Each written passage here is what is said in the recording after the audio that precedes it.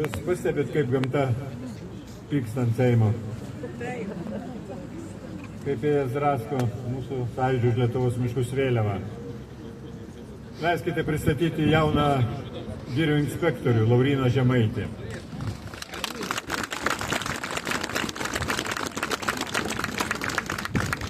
Aš manau, kad su girių inspektoriais mes apginsim Kapčiamiesčio girią.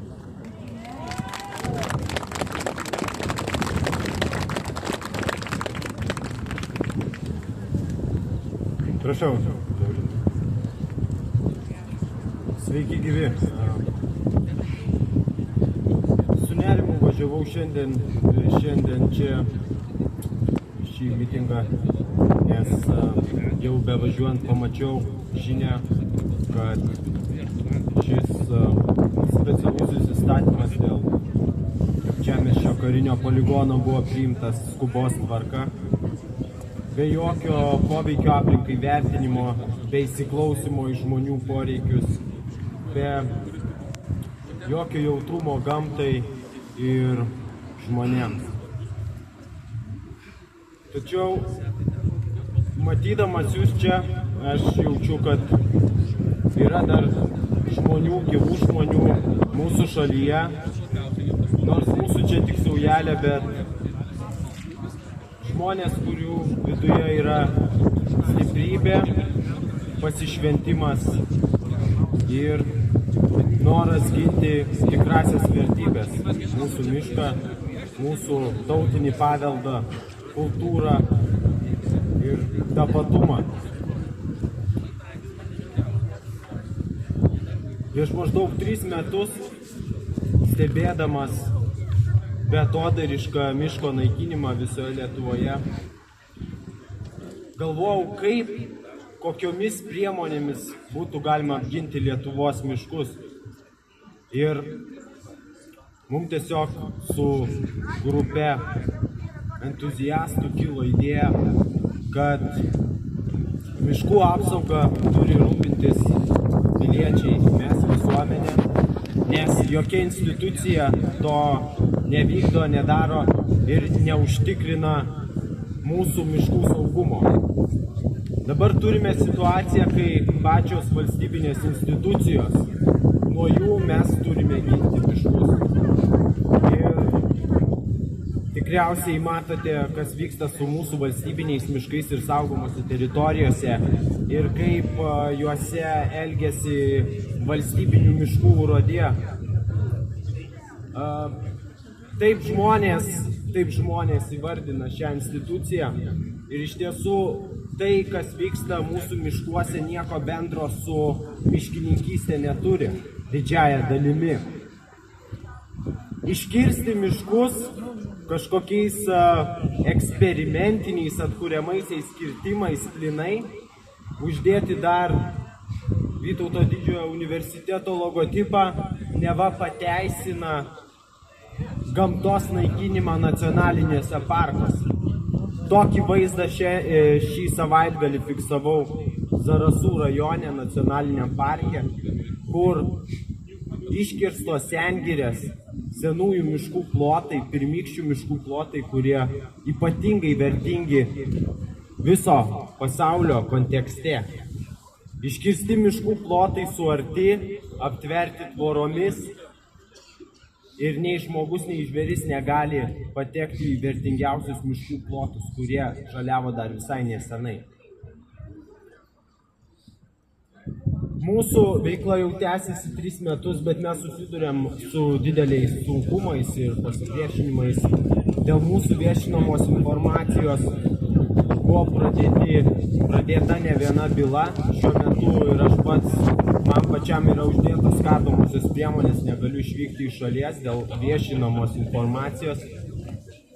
Urėdija pateikė ieškinį man asmeniškai 2,5 tūkstančių eurų ieškinį dėl turtinės žalos, dėl to, kad prašiau leidimų, kurie vyko paukščių veisimosi metu miške, kuris brandus ir kuriame gausu paukščių. Byla tęsiasi jau metus laiko ir esu labai dėkingas visuomeniai, jums visiems, kurie mus palaiko ir Didelis dėkui advokatui Sauliui Dambrauskui, kuris savanoriškai neatlygintinai gina šiame procese. Pagarba.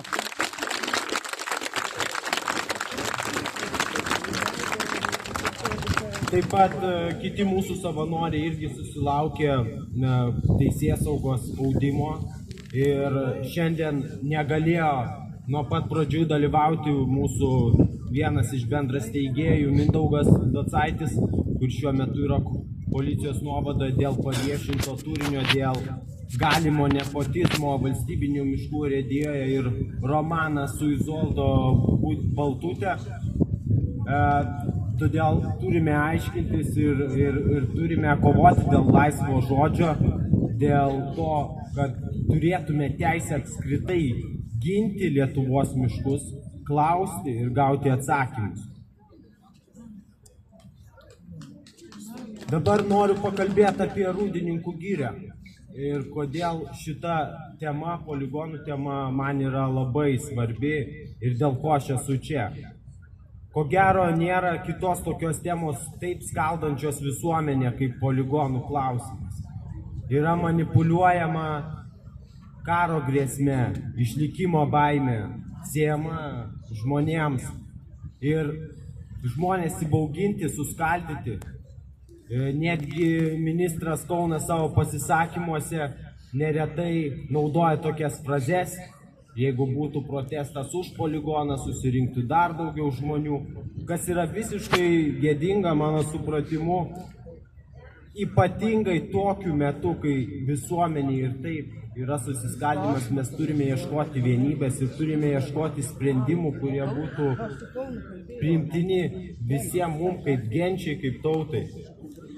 Ir kas nutiko su Rūdininkų giria? Iš pradžių šis projektas buvo pristatomas, kad čia bus aplinkai labai gerai, kad poligonuose klesti gamta, gyvybė, nes nevykdoma ūkinė veikla, kad žmonės tikrai galės lankytis ir taip toliau.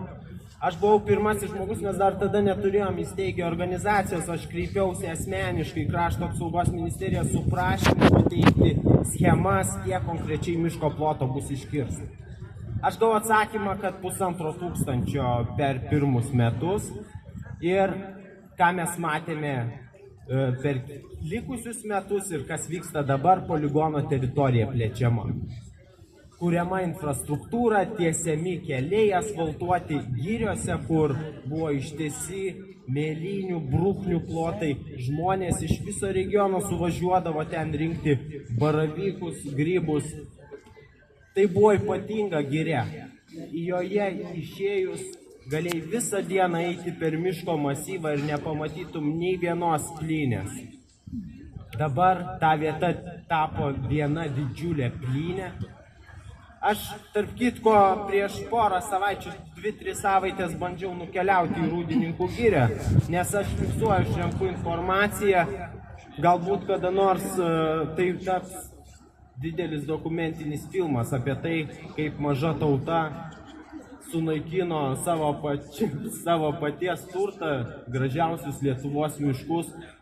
Ir aš, kai atvykau į Rūdininkų girią, aš pamačiau ženklus pavojingą teritoriją, šlagbaumus, kad įvažiavimas draudžiamas, lankymas draudžiamas, fotografavimas draudžiamas. Reiškia, teritorija 20 000 hektarų miškai, atkirsti nuo visuomenės ir dabar netgi neįmanoma fiziškai ten patekti, neįmanoma naudotis mūsų visų bendrų turtų, mūsų miškais. Tačiau palei tvorą, palei tą teritoriją poligoną, pavažiavęs kiek man leido galimybės, aš užfiksavau naujus pastatus daugiaaukščius, sunkią techniką, kuri stato, griauna, ardo, iškastus melioracinius griovius, kurie be abejonės paveiks hidrogeologinį visą kraštovaizdį. Ir visa tai daroma be jokio poveikio aplinkai vertinimo, be jokios atsakomybės prieš gamtą. Nors tai pareigoja daryti net ES teisės aktą. Dabar stebint tai, kas vyksta Rūdininkų poligone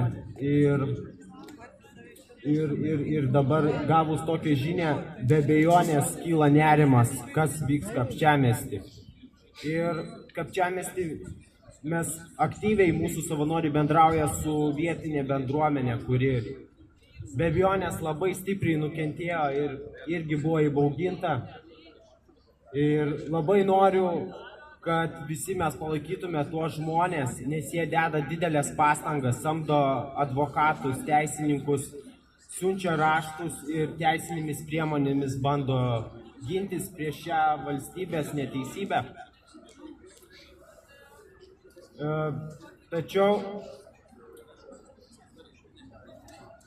ko gero, šitoj vietoj, kaip pasakyti, mes turime galvoti apie ateitį, kaip mes galime užtikrinti, kad tie darbai, kad ir kas ten bebūtų, arba juos stabdyti, arba vykdomi atsakingai. Turi būti visuomeninė kontrolė, stebėjimas. Ir to mes turime reikalauti, kad nenutiktų kaip su Rūdininkais, kad teritorijos tiesiog būtų nuo mūsų atkirstos ir mes neturime teisės žinot, kas ten vyksta. Mes to neturime leisti, kad tai įvyktų, nes godumas neturi ribų. Jeigu vienoje vietoje tokia schema greitai pavyko, automatiškai tokį pat scenarijų taiko Kapčiamiesty, po to galbūt Šimonių girioj. Kas žino, visur, kur matote didžiulį miško masyvą, tenai galbūt jau projektuojami kažkokie infrastruktūros projektai. Noriu pabrėžti, kad aš nesu prieš valstybės stiprybę, prieš valstybės gynybą ir taip toliau, bet ką noriu pasakyti, kad miškai nuo seno mus saugoja. Mano senelis buvo partizanas, jisai slėpėsi miške, buvo partizanų žvalgas ir rizikavo savo gyvybę dėl nepriklausomos Lietuvos. Ir kokia dabar ta laisvė yra, kad mes leidžiame, pasakysiu, parazitams taip siaudėti nevaržomai. Ir šitoj vietoj kiekvienas iš mūsų turime susimastyti, ką mes galime padaryti, kiekvienas asmeniškai, kaip mes galim prisimti atsakomybę, kad būtų kitaip. Galbūt mes galime nufotografuoti kažkokį galimai neteisėtą kirtimą, dalintis informaciją. Galbūt mes galime parašyti laišką institucijoms, suorganizuoti renginį. Kviečiame jungtis prie mūsų savanorių girių inspekcijos. Mes turime nuostabią komandą, nuolat augančią. Įvairaus amžiaus žmonės. Mūsų veikla apima nuo vaikų edukacijos gamtoje iki miško stebėjimo, iki teisėkūros procesuose dalyvavimo. Ir mums tikrai reikia protų, šviesių protų, energijos ir, aišku, jūsų paramos. Aš manau, kad miškai yra tai, dėl ko ir verta ginti mūsų šalį. Ir visiems linkiu, kad mūsų širdyje būtų ta meilė miškui, tas miško grožis būtų pagrindinė varomoji jėga. Ne pyktis, ne neapykanta, bet meilė ir tvirtybė, ta medžių tvirtybė, protėvių stiprybė. Ir aš tikiu, kad jeigu mes kartu galim susivienyti bendram tikslui, kad apsaugoti Kapčiamiesčio girią, tegu tai ir įvyks. Ačiū visiems.